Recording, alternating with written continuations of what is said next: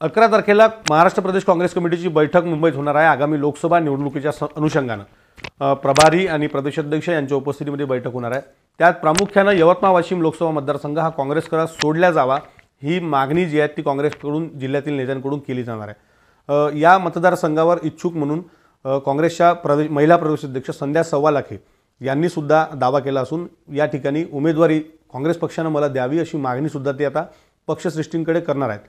आपल्यासोबत संध्या सव्वालाखे आहेत। या मतदारसंघावर तुम्ही दावा करतायत आणि निवडणूक लढणार असं तुम्ही सांगितलं। नमस्कार। निश्चितच हा मतदारसंघ काँग्रेसला सुटावा ही सर्वांची मागणी आहे। मग नेते असो कार्यकर्ते असो, कार्यकर्त्यांमध्ये मोठा उत्साह आहे आणि राहुलजीची जेव्हापासून भारत जोडो यात्रा झालेली आहे तर काँग्रेसचे कार्यकर्ते मोठ्या उत्साहाने बाहेर पडलेले आहे आणि त्यामध्ये महिलांचा महाराष्ट्रामध्ये मोठा प्रतिसाद दिसलेला आहे आणि हा मतदारसंघ निश्चितच महिलांच्या वाटेला येईल, कारण या ठिकाणी महिला चर्चित बहुचर्चितच हा मतदारसंघ आहे। 4 टर्म इथे महिला निवडून आलेली आहे आणि निश्चितच महिलांनी या मतदारसंघावर दावा करावा असं मी काय कोणी जरी असेल तरी या ठिकाणी महिलाला तिकीट दिली गेली पाहिजे ही माझी मागणी राहणार आहे।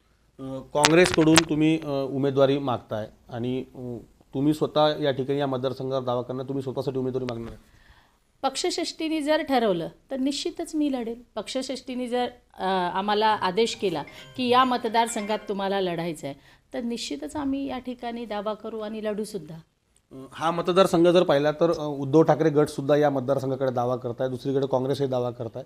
उद्याच्या बैठकीमध्ये होणाऱ्या बैठकीमध्ये काँग्रेस किती वेगळ्या विदर्भातल्या मतदारसंघावर म्हणजे विदर्भात जे काही शिवसेनेच्या गटातले मतदारसंघ आहेत ते किती मागणार?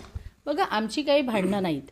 पक्षश्रेष्ठीचा जो निर्णय राहील, मी पहिलेच तुम्हाला सांगते की पक्षश्रेष्ठीने जर सोडला हा मतदारसंघ काँग्रेससाठी मागणी सर्वांचीच राहणार आहे, कारण काँग्रेसला वाटेल का हा मतदारसंघ आम्हाला मिळावा, आम्हाला सुद्धा वाटेल की पण जर ठरलं की हा काँग्रेसच्या वाट्याला आला तर आम्ही लढू, सेनेच्या वाट्याला गेला तर सेनेवाले लढतील।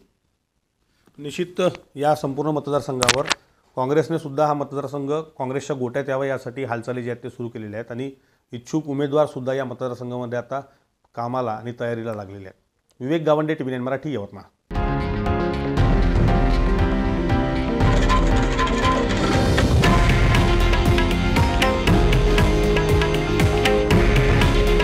हे आहे देशातील नंबर 1 न्यूज नेटवर्क आणि आपण पाहत आहात TV9 मराठी।